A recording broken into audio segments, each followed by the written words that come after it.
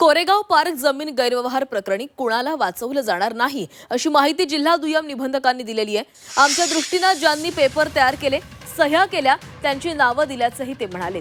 या सगळ्यामध्ये शासनाची फसवणूक केल्याची तक्रार दाखल करण्याचे निर्देश IGR अधिकाऱ्यांनी दिलेले आहेत आणि त्यानुसार ही कारवाई केल्याची माहिती जिल्हा दुय्यम निबंधकांनी दिली आहे।